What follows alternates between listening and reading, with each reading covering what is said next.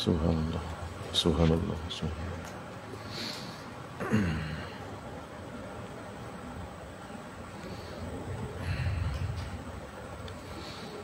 subhanallah. A'udzubillahi minasyaitonir rajim. Bismillahirrahmanirrahim. Assalamualaikum warahmatullahi wabarakatuh. Marilah sama-sama kita mohon taufik dan hidayah, mudah-mudahan dikekalkan kita dengan taufik dan hidayah, dikurniakan husnul khatimah dan dijauhkan dari su'un khatimah dengan keberkatan membaca umul kitab Al-Fatihah. A'udzubillahi minasyaitonir rajim. Bismillahirrahmanirrahim. Alhamdulillahil alamin arrahmanir rahim maliki yaumiddin. Iyyaka na'budu wa iyyaka nasta'in. Ihdinas siratal mustaqim. Siratal ladzina an'amta 'alaihim ghairil maghdubi 'alaihim waladdallin. Amin. Al-Fatihah juga kepada kedua ibu bapa kita, guru-guru kita seluruhnya. Al-Fatihah. A'udzubillahi minasyaitonir rajim. Bismillahirrahmanirrahim. Alhamdulillahil alamin arrahmanir rahim maliki yaumiddin. Iyyaka na'budu wa iyyaka nasta'in. Ihdinas siratal mustaqim. Siratal ladzina an'amta 'alaihim ghairil maghdubi 'alaihim waladdallin. Amin. Alhamdulillahi rabbil alamin. Wassalatu wassalamu ala rasulil karim wa ala alihi wa sahbihi wa man tabi'ahu wa nasrahu wa wala. Asyhadu an la ilaha illallah wahdahu la syarika lah wa asyhadu anna Muhammadan abduhu wa rasuluh. Arsalahu Allah basyiran wa nadhira baina yadayhi as-sa'ah wa ballagha ar-risalah wa adda al-amanah wa nasaha al-ummah wa jahada fillahi haqqa jihadih. Amma ba'du, fa ya ibadallah ittaqullah. Wahai hamba Allah sekalian, sama-samalah kita bertakwa kepada Allah, kerana sebaik-baik bekalan untuk kita bertemu dengan Allah Subhanahu wa taala tidak lain dan tidak bukan hanyalah takwa kepada Allah semata-mata. Sebagaimana firman-Nya, wa tazawwadu fa inna khairaz zadi taqwa. Berbekalah kamu kerana sebaik-baik bekalan itu ialah takwa kepada Allah Subhanahu wa taala. Mudah-mudahan apa yang kita kerjakan selama ini, pada pagi ini dan juga yang akan datang, dikira sebagai tanda dan alamat orang-orang yang bertakwa kepada Allah Subhanahu wa taala. Syukur kepada Allah kerana masih lagi mengurniakan kepada kita kehidupan untuk meneruskan kehidupan ini dengan melakukan ibadah, dan juga jangan sesekali melakukan perkara yang dilarang oleh Allah Subhanahu wa taala, yang bentuknya iaitu perkara yang haram dan perkara-perkara yang makruh. Kerana bimbang ketika mana kita melakukan perkara yang haram, dicabut nyawa kita oleh Allah Subhanahu wa taala, oleh malaikat maut, iaitu malaikat Israel, yang menyebabkan kita meninggal dalam keadaan su'ul khatimah. Maka syukur kepada Allah dengan nikmat yang sebegini, yang telah menghimpunkan kita bersama dengan orang-orang yang saleh, bersama dengan orang-orang yang beriman, bersama dengan orang-orang yang mengimarahkan rumah Allah.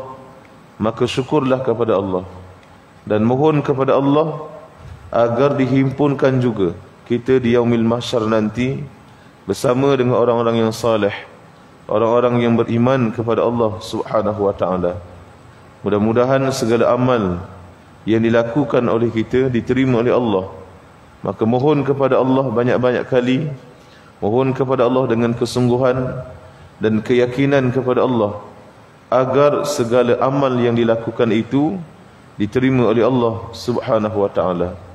Jangan sampai segala amal itu umpama membawa bekal yang basi. Bermakna bekalnya dibawa, tetapi segala bekal itu basi, tidak boleh digunakan. Bahkan segala amal ditolak oleh Allah Subhanahu wa taala kerana niat-niatnya yang tidak betul, iaitu di antaranya kerana untuk menunjuk kepada orang lain, ataupun dengan sifat sombong dibuat amal tetapi dengan sifat sombong kepada Allah dan juga kepada hamba-hamba Allah yang lain. Maka yang demikian itu merupakan ketirisan amal. Amal itu menjadi tiris kerana tidak diterima oleh Allah Subhanahu wa ta'ala. Maka mudah-mudahan sama-samalah kita beramal dengan ikhlas, mengikut cara yang dibawa oleh Nabi Muhammad sallallahu alaihi wasallam, dan juga mencontohi akhlak-akhlak yang mulia yang ditunjukkan oleh Nabi Muhammad sallallahu alaihi wasallam. Jadi di hadapan saya ini ada satu kitab Al-Bushra wa Tamamul Minnah fi asbabi dukhulil jannah. Maksudnya khabar gembira dan kesempurnaan kurnia berkenaan asbab masuk ke syurganya Allah Subhanahu wa ta'ala. Jadi pada pagi ini kita tengok sedikit hadis yang berkaitan dengan, iaitu asbab seseorang itu dimasukkan ke dalam syurganya Allah Subhanahu wa ta'ala. Bismillahirrahmanirrahim. Al-hadithul awal, iaitu at-tahaqquq bitauhidillahi ta'ala. Maksudnya mengesakan Allah Subhanahu wa ta'ala. Qala Rasulullah sallallahu alaihi wa alihi wasallam, man laqiya Allah la yushraku bihi syai'a dakhala al-jannah. Rawahu Bukhari. Maksudnya Rasulullah sallallahu alaihi wa alihi wasallam bersabda, sesiapa bertemu dengan Allah tanpa mensyirikkan, iaitu tanpa mensyirikkannya dengan sesuatu, maka masuklah dia ke dalam syurganya Allah Subhanahu wa ta'ala. Iaitu orang yang tidak mensyirikkan Allah. Di antaranya, kalau bahasa kasarnya, ialah tidak menyembah kepada yang lain selain daripada Allah Subhanahu wa ta'ala. Contoh, kita menyembah kepada Allah dari segi zahirnya, kita tidak menyembah kepada patung. Dari segi zahirnya itulah. Tetapi di antara yang dibimbangi ialah orang yang mensyirikkannya dengan, iaitu niat yang salah. Apa maknanya? Yang dinamakan syirik khafi, syirik yang kecil yang tidak nampak. Dia beramal bersungguh-sungguh, rupa-rupanya amalnya bukan kerana Allah. Dia beramal dengan acap kali, tetapi amalnya bukan kerana Allah Subhanahu wa ta'ala. Semata-mata untuk mendapat pengaruh daripada manusia, mendapat pujian daripada manusia. Kalau Facebook tu nakkan like daripada manusia, ataupun nakkan view yang begitu ramai daripada manusia.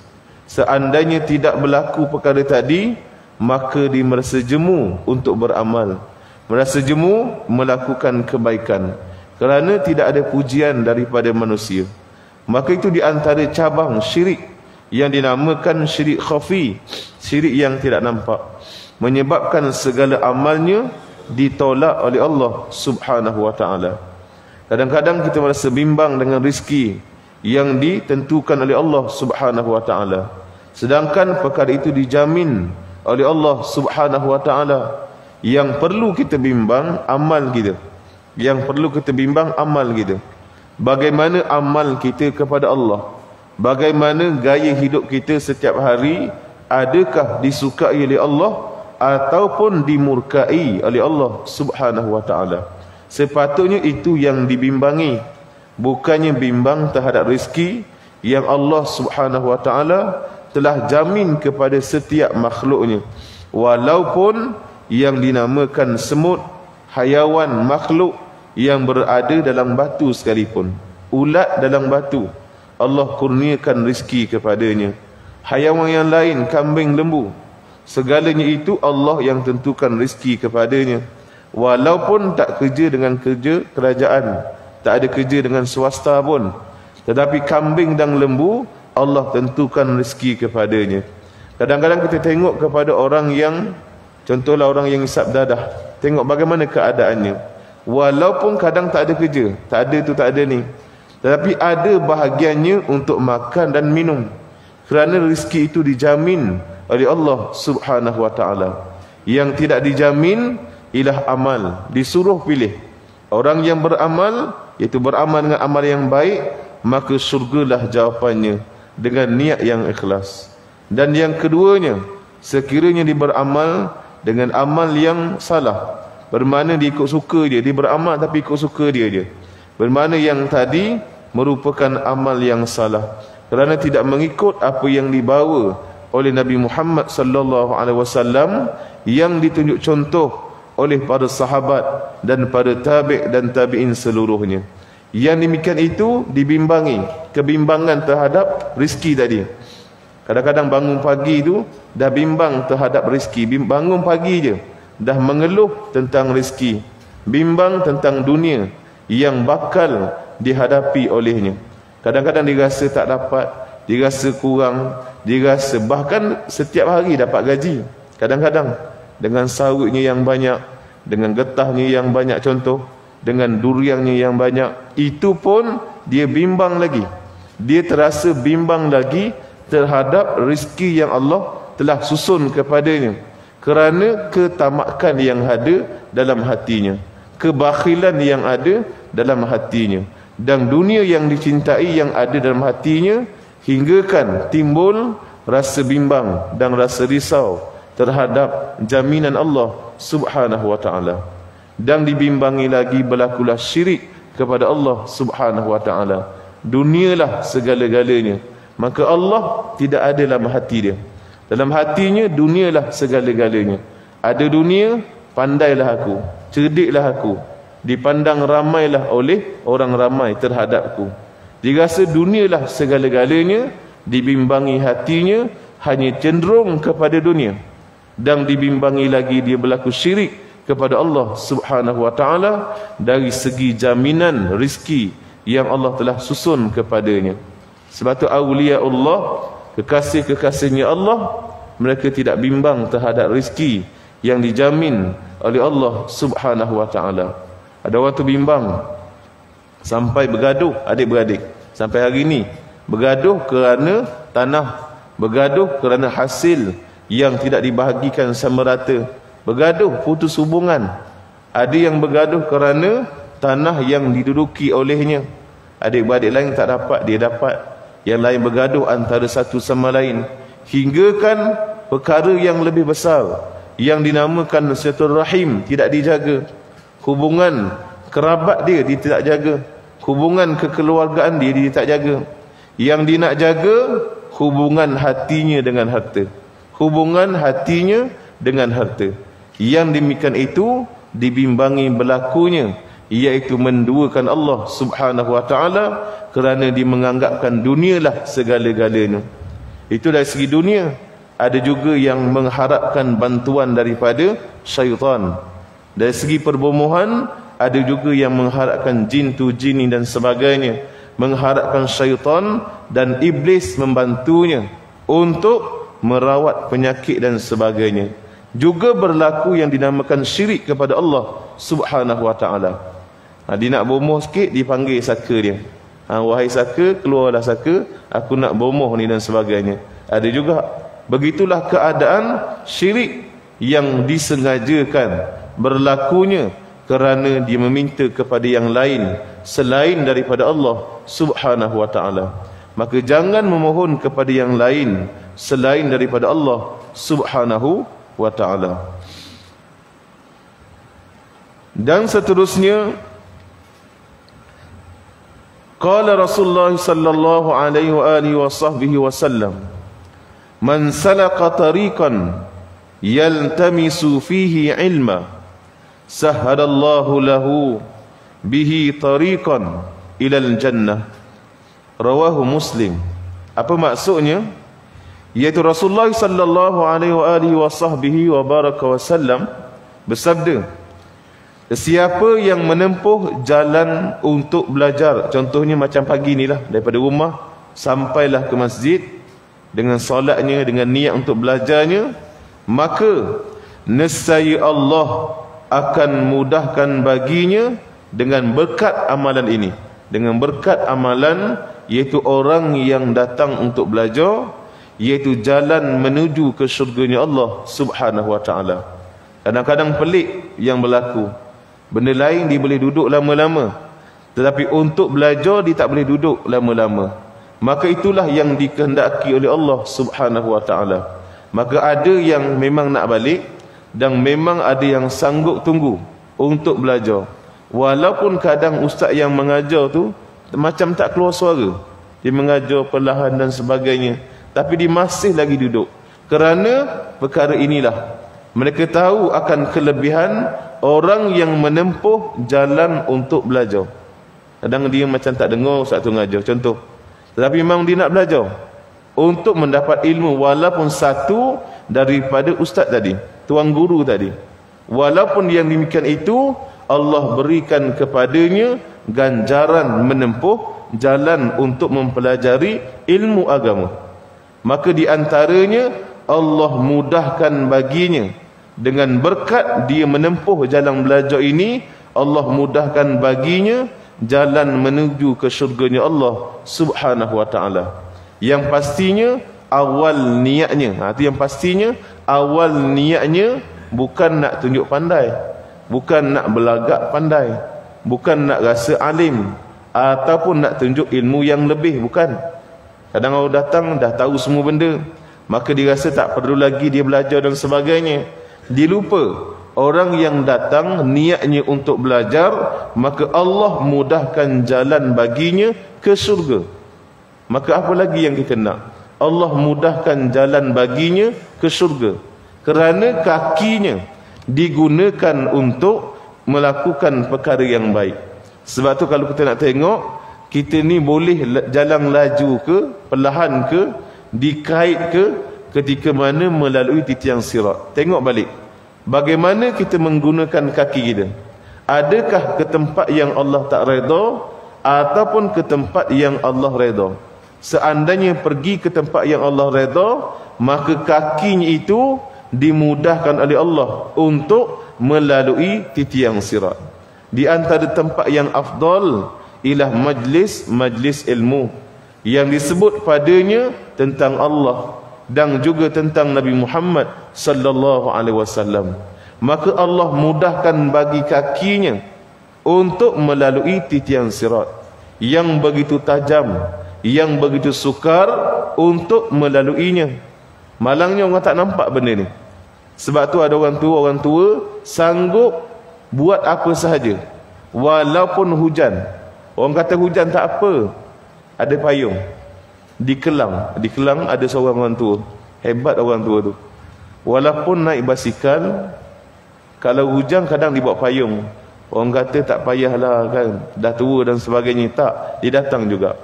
Kerana hadirnya ke rumah Allah sudah menjadi sebati dengan hidupnya, sebati dengan darah dagingnya.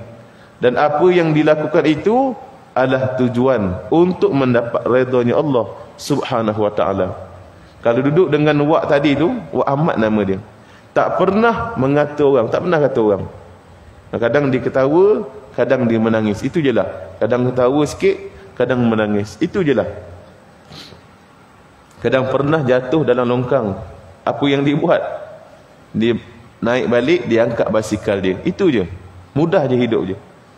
Begitulah keadaan sekiranya kita tahu perkara-perkara yang baik ini Allah ganjarkan. Di antaranya kaki yang digunakan untuk mengayuh basikal, menekan minyak dan sebagainya. Maka semuanya itu Allah ganjarkan dengan ganjaran yang baik. Di antaranya dengan berkat amalan tadi. Orang yang bersungguh dengan niat yang betul, maka Allah berikan kepadanya kemudahan jalan menuju ke syurganya Allah Subhanahu wa ta'ala. Yang kepastinya, yang pertama niat yang betul. Yang kedua nanti dah belajar, kalau boleh dengan adab. Dengan adab. Di antaranya merasakan dirinya sangat berhajat kepada Allah, sangat berhajat tentang apa yang nak disampaikan, supaya hilanglah kesombongan. Kadang-kadang orang tu datang dengan penuh, iaitu kesombongan. Umpama cawan yang diterbalikkan. Cawan ni ataupun gelas ni diterbalikkan. Kalau diterbalikkan, kita tuanglah air banyak mana pun tak masuk, kerana hatinya sudah sombong. Tuanglah satu laut air, tak masuk ke dalam bekas ini, kerana hatinya sombong. Hati yang tawaduk umpamanya bekas yang keadaannya seperti ini. Keadaannya seperti ini. Tuang dia masuk. Hati yang tawaduk, walaupun dia seorang tuang guru, dia seorang habib, dia seorang yang memang hebat dari segi agamanya, tetapi dia masih lagi tawaduk, masih lagi nak belajar, nak dengar, nak beramal, niat yang baik. Hatinya umpama cawan yang begini keadaannya, yang mudah untuk masukkan air kepadanya. Begitulah hati yang tawaduk, yang merendah diri di hadapan Allah Subhanahu wa ta'ala. Maka benda tu nak kena jagalah. Sifat tadi tu, jangan merasa lebih daripada sesiapa pun. Jangan merasa lebih ilmu daripada sesiapa pun. Seandainya merasa lebih, kadang-kadang kita dah belajar lama, dah beratus ustaz dah kita belajar, dah berpuluh tahun dah kita belajar. Bila dah lama sangat tu, Allah uji satu perasaan. Apa perasaannya? Merasa lebih daripada orang lain. Kita belajar universiti dah 20 tahun, belajar universiti saja dah 20 tahun, dengan diplomanya, contoh ijazahnya, masternya, PhD-nya, contoh. Ramai mana yang mahu mendengar perkataan daripada Nabi sallallahu alaihi wasallam, kerana tawaduknya hatinya di hadapan Allah Subhanahu wa taala. Sebab sedang diuji. Ada orang tu memang dia ada PhD, kadang-kadang ada 3 PhD. Kadang-kadang dialah dekan di sebuah universiti, hebatnya. Tapi boleh duduk dalam majlis ilmu yang disampaikan oleh orang yang biasa je, boleh duduk. Hebatnya tawaduk hatinya di hadapan Allah Subhanahu wa taala. Sebab tu iblis dilaknat oleh Allah kerana adabnya, kerana sikapnya, dengan merasakan dirinya lebih daripada Nabi Allah Adam alaihissalam. Benda itulah yang dinamakan kesimpulan kepada belajar agama ni. Kita dah belajar ni, dah beramal ni, buang sifat tadi, merasa lebih daripada sesiapa pun. Buang benda tu. Kadang kawan kita tak pernah pun pergi tempat yang baik-baik, contohlah umrah, haji, tak pernah pergi. Kita jangan merasa lebih daripada kawan kita. Kita dah berbelas kali, berpuluh kali pergi haji, pergi umrah, katakanlah. Jangan sesekali merasa lebih daripada kawan kita yang sekali pun tak pernah pergi. Ada orang tu umrah pun tak pernah pergi, haji lagilah tak pernah pergi.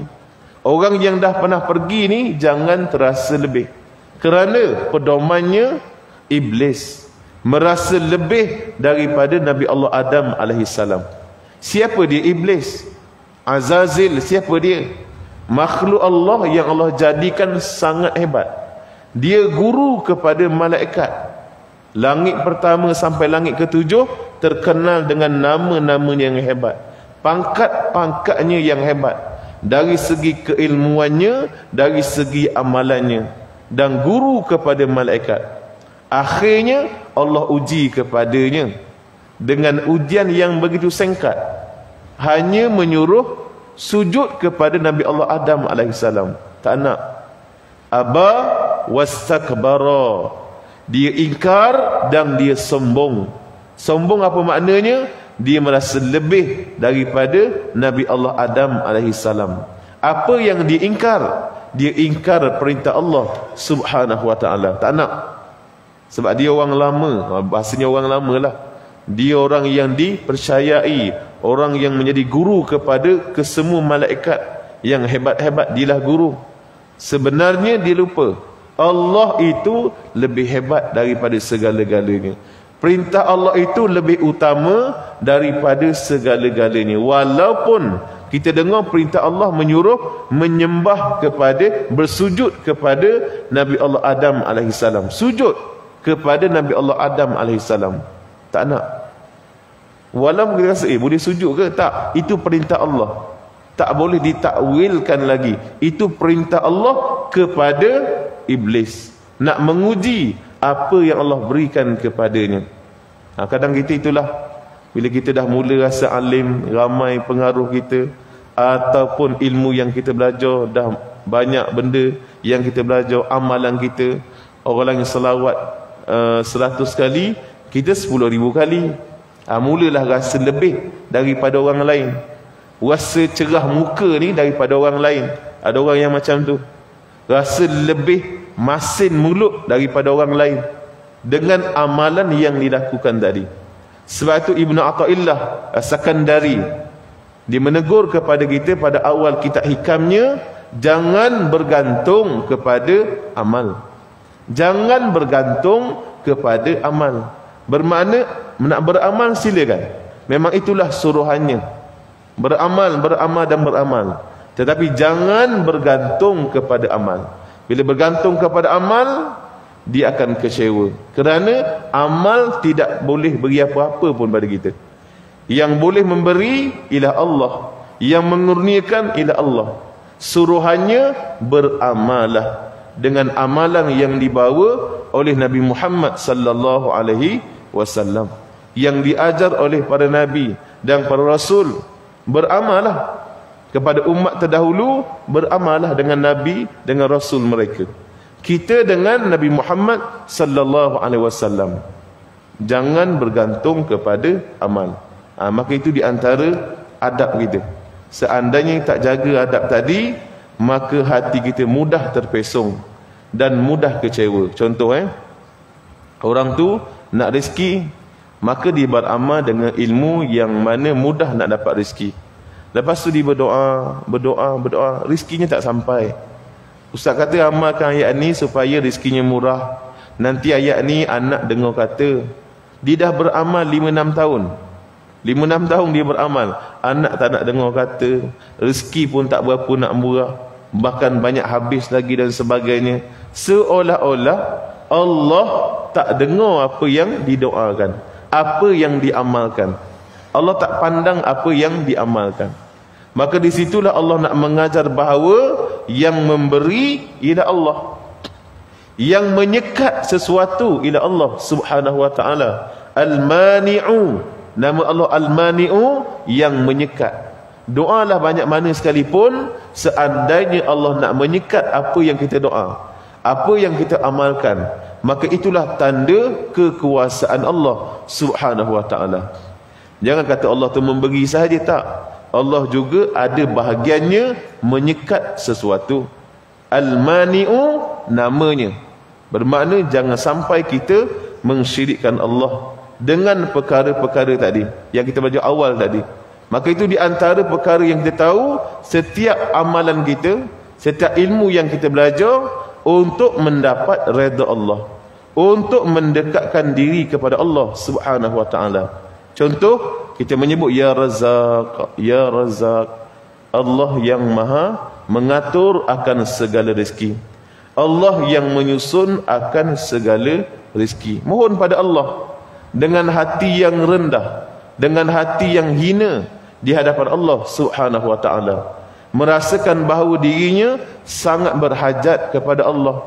Seandainya Allah tidak memberi, maka itulah yang lebih baik bagi kita. Kita minta banyak, tapi Allah bagi sedikit, dan yang sedikit itu lebih baik bagi kita.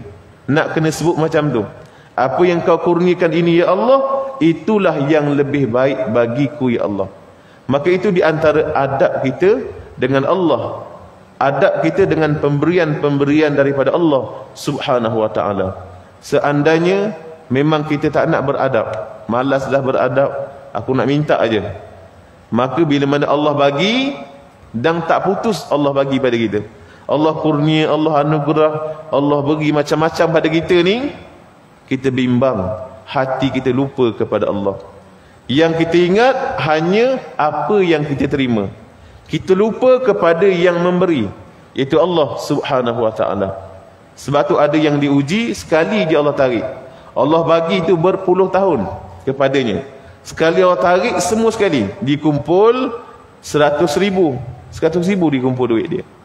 Lama dia mengabdikan dirinya kepada duit, lama. Sekali Allah tarik yang 100,000 tu, yang dikumpul tu berpuluh tahun, sekelip mata je. Ketika itulah Allah nak tengok kamu bergantung kepada Allah atau bergantung kepada amal, bergantung kepada doa, bergantung kepada duit. bergantung kepada dunia. Sepatutnya bergantunglah hati kita ini kepada Allah Subhanahu wa taala. Apa yang Allah tentukan itu, itulah yang terbaik bagi kita. Contoh pada pagi ini, inilah ketentuan Allah kepada kita. Itulah yang terbaik. Dan ada orang tu tak sampai ke rumah Allah pada pagi ini. Mungkin ada masyakkah yang lain, penatnya dan sebagainya lah, benda-benda yang dia tak dapat nak elak. Maka itulah yang dinamakan yang terbaik yang Allah tentukan kepadanya. Adalah hikmah yang kita tak nampak, yang Allah tentukan kepada saudara kita yang tak dapat hadir pada pagi ini. Jangan kita remehkan dia, jangan kita merendah-rendahkan dia. Aku datang, dia tak datang, jangan. Yang datang syukur kepada Allah, yang tak datang muhasabah diri. Bagaimana untuk datang lagi, untuk mengimarahkan lagi, iaitu rumah Allah Subhanahu wa taala.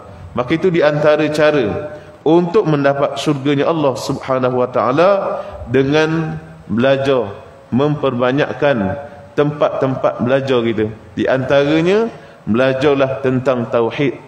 Cari guru tauhid. Kalau memang dah ada di tempat kita ni, surau masjid kita ni, maka duduklah, belajarlah, hadirlah tauhidnya, fiqahnya, tasawufnya, ada yang hadisnya, ada yang tafsirnya.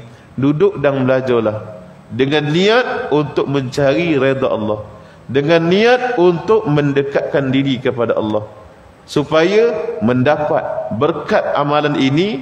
Kita hadir untuk majlis ilmu, maka Allah mudahkan baginya jalan menuju ke syurganya Allah Subhanahu wa taala. Jangan nak cari lebih daripada orang. Itu pesanan. Jangan nak cari perasaan lebih daripada orang lain, supaya bila kita sembang dengan orang lain nanti, nampaklah kita ni tahu sikit. Tengok, dia belajar supaya bila kita duduk kedai kopi, duduk sembang dengan siapa-siapa, nampaklah kita ni tahu sikit. Dia nak benda tu supaya orang tahu bahawa dia tu tahu. Dia nak macam tu. Dia nak orang tahu bahawa dia dah ada ilmu. Dia nak macam tu. Sebenarnya itu niat-niat yang salah, yang menyebabkan amalnya ditolak oleh Allah Subhanahu wa taala. Maka carilah redha Allah Subhanahu wa taala dengan mempelajari ilmu-ilmu yang betul, dengan niat-niat yang betul. Dan terakhirnya, al-hadits ats-tsalits, man ta'ati Rasulullah sallallahu alaihi wasallam. Qala Rasulullah sallallahu alaihi wa sahbihi wasallam, kullu ummati yadkhuluna al-jannah illa man aba. Qalu ya Rasulullah wa man ya'ba? Qala man ata'ani dakhala al-jannah wa man asani faqad aba. Rawahul Bukhari. Apa maksudnya? Ni cerita orang yang tak nak. Ada juga ke orang yang tak nak masuk syurga? Ada. Ada juga orang yang tak nak masuk syurga. Jadi sahabat ni pelik. Ada ke? Siapa dia orang ni? Tengok. Daripada Abu Hurairah radhiyallahu anhu, bahawa Rasulullah sallallahu alaihi wasallam, setiap umatku masuk ke syurga kecuali yang enggan. Enggan bermakna yang tak mau masuk. Jadi peliklah bila dengar macam ni. Semua umat Nabi ni masuk ke syurga. Semua umat Nabi termasuk kita lah, kecuali orang yang enggan, orang yang tak nak. Ada juga orang yang tak nak. Tengok siapa orang ni. Para sahabat Nabi sallallahu alaihi wasallam bertanya, wahai Rasulullah, siapa yang enggan tu? Siapa yang enggan? Golongan mana ni yang enggan masuk syurga ni? Tengok jawab Nabi. Nabi sallallahu alaihi wasallam menjawab, siapa yang taat kepadaku, siapa yang taat kepadaku masuk syurga. Tengok, siapa yang taat masuk ke dalam syurganya Allah Subhanahu wa taala. Dan siapa yang membangkangku, bermakna tak setuju, tak nak buat, tak hiraukan, tak ambil peduli pun, membangkang, iaitu membangkang Nabi sallallahu alaihi wasallam, bererti ialah orang yang enggan. Orang yang enggan masuk ke dalam syurganya Allah Subhanahu wa taala. Contoh yang paling mudah, yang biasa kita beri contoh yang paling mudah, masuk kaki kanan, keluar kaki kiri, kan mudah. yang Nabi sallallahu alaihi wasallam ajar pada kita. Doa lagi, Allahumma aftah li abwaab rahmatik. Nak masuk, Allahumma inni as'aluka min fadlik. Baca lagi. Sebelum duduk, tak sempat nak buat tahiyatul masjid. Sebelum duduk, rujuk kepada kitab Bidatul Hidayah. Apa yang diajar, bacalah subhanallah walhamdulillah wala ilaha illallah wallahu akbar sebanyak 4 kali sebelum kita duduk, kerana mungkin tak sempat untuk tahiyatul masjid dan sebagainya. Maka caranya gantikan dengan subhanallah walhamdulillah wala ilaha illallah wallahu akbar. Tapi orang tak nak amalkan. Orang tak nak amalkan. Berdoa selepas salat, berdoa selepas fil alamin innaka hamidum majid. Orang tak nak amalkan. Ada doa dia, jauh daripada fitnah hidup, jauh daripada fitnah mati kita nanti, jauh daripada fitnah Masih Dajjal. Minta ditetapkan hati, ya muqallibal qulub tsabbit qalbi ala dinik wa ala ta'atik, sebelum kita memberi salam. Fil alami innaka hamidum majid. Lepas tu berdoa, minta Allah ampunkan dosa yang lalu, dosa yang sekarang, dan dosa yang akan datang. Minta Allah ampunkan. Yang nyata, yang kita sembunyikan, maka minta Allah ampunkan. Dah diajar oleh Nabi sallallahu alaihi wasallam. Selain daripada yang wajib, ada yang sunat yang Nabi ajarkan kepada kita. Cuma ada yang enggan, ada yang membangkang, tak naklah. Buat apa? Masuk keluar biasalah. Dia tak nak amalkan. Sebab tu ada orang tua, bila mana dia masuk kaki kiri, dia keluar balik. Dia keluar balik. Dia keluar, dia masuk kaki kanan semula. Nampak? Dia nak beramal dengan apa yang dibawa oleh Nabi Muhammad sallallahu alaihi wasallam. Masuk ke tandas kaki kiri, keluar nanti kaki kanan.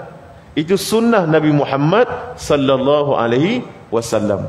Dan ketika mana kita buat itu dengan perasaan kasih kita, rasa kasih, rindu, sayang, ikut Nabi sallallahu alaihi wasallam, maka Allah memberikan orang yang sebegini akan bersama dengan Nabi Muhammad sallallahu alaihi wasallam. Tak kisahlah apa jua sunnah yang mana hati kita ni buat kerana kasihkan Nabi, cintakan Nabi, maka orang ini akan dijamin bersama dengan Nabi Muhammad sallallahu alaihi wasallam. Apa sabda Nabi? Anta ma'aman ahbabta. Kamu akan bersama dengan siapa yang kamu kasih. Bermakna kita buat tadi tu, masuk kaki kanan, keluar kaki kiri, dengan kasih kita, sayang kita kepada Nabi Muhammad sallallahu alaihi wasallam, maka Allah berikan kita ini akan bersama dengan Nabi Muhammad sallallahu alaihi wasallam. Malangnya ada juga yang membangkang Nabi, tak nak, bermakna biarlah, tak apalah dan sebagainya, nantilah dan sebagainya. Maka orang tadi ialah orang yang dalam kerugian, kerana hidupnya diberi sekali je, hidup ni sekali je, lepas tu meninggal, maka tak ada lagi masa untuk beramal. Bila mana sudah meninggal, masa hidup ini gunakan untuk beramal dengan amal yang dibawa oleh Nabi Muhammad sallallahu alaihi wasallam, kerana semua ini boleh membawa kita masuk ke dalam syurganya Allah subhanahu wa ta'ala. Maka di hadapan saya ini memanglah ada kitab hadis yang dikarang oleh Habib Mahdi bin Abu Bakar Al-Hamid bin Syekh Abu Bakar bin Salim. Dikarang kitab ni supaya kita tahulah cara-cara dan apa hadis Nabi sallallahu alaihi wasallam yang menceritakan tentang bagaimana nak masuk syurga dia dengan asbab-asbabnya. Yang pertama tadi yang kita belajar, jangan mensyirikkan Allah. Orang yang tak mensyirikkan Allah, maka dia masuk ke dalam syurga. Yang kedua kita belajar tadi ialah pergilah belajar mana-mana pun dengan niat yang betul kerana Allah, maka Allah mudahkan baginya jalan ke syurga. Dan yang ketiga, untuk masuk ke dalam syurga syaratnya mesti taat kepada Nabi Muhammad sallallahu alaihi wasallam dengan penuh perasaan kasih, rindu dan sayang kepada Nabi Muhammad sallallahu alaihi wasallam. Jadi mudah-mudahan dengan 3 hadis yang kita belajar pada pagi ini, Allah berkati majlis kita pada pagi ini. Allah berikan kefahaman kepada kita untuk kita beramal dengan hadis-hadis yang dibawakan pada kita pada pagi ini, supaya kita dimasukkan ke dalam syurganya Allah dan mendapat redanya Allah, dan dapat melihat Allah Subhanahu wa taala ketika mana dipanggil oleh Allah dengan seluruh ahli syurga untuk diberi lihat kepada ahli syurga ini akan Allah Subhanahu wa taala. Jadi mudah-mudahan kita diberikan kesempatan yang sebegini, maka syukurlah kepada Allah dan doakan kita dan ahli keluarga kita juga turut berimarahkan rumah Allah. Kita dan ahli keluarga kita. Hari ini kita bawa adik kita, isteri kita. Mungkin suatu hari nanti kita bawa lagi anak-anak kita yang mana yang boleh dengar dan belajar ilmu agama untuk mendapat redha Allah Subhanahu wa taala. A'udzubillahi minasyaitonirrajim. Bismillahirrahmanirrahim. Alhamdulillahirabbil alamin wassalatu wassalamu ala asyrafil anbiya'i wal mursalin sayyidina Muhammad wa ala alihi wa sahbihi ajma'in. Ya Allah, ya Tuhan kami, ampunilah dosa-dosa kami, dosa kedua ibu bapa kami, dosa ahli keluarga kami, dosa guru-guru kami, dosa muslimin muslimat, mukminin mukminat yang masih hidup ataupun yang telah meninggalkan kami, ya Allah. Ya Allah, ya Tuhan kami, seandainya kedua ibu bapa kami, ya Allah, yang telah meninggalkan kami, ya Allah, sedang diazab oleh-Mu, ya Allah, angkatkanlah azab bagi mereka berdua, ya Allah. Kasihanilah mereka berdua, ya Allah. Ya Allah, ya Tuhan kami, seandainya pasangan hidup kami, ya Allah, juga telah meninggalkan kami, ya Allah, ampunkanlah dosa pasangan hidup kami, ya Allah. Isteri atau suami yang telah meninggalkan kami, ya Allah. Ya Allah, ya Tuhan kami, seandainya kedua ibu bapa kami, ya Allah, dalam keadaan sakit, ya Allah, sembuhkanlah mereka berdua, ya Allah. Ya Allah, ya Tuhan kami, ampunkanlah dosa kekasaran kami, ya Allah. Ampunkanlah dosa tidak bertanggungjawabnya kami, ya Allah, terhadap adik-beradik kami, ya Allah. Mungkin ada di kalangan mereka yang sakit dan susah, ya Allah, tetapi kami abaikan mereka, ya Allah. Ampunkanlah dosa-dosa kami, ya Allah.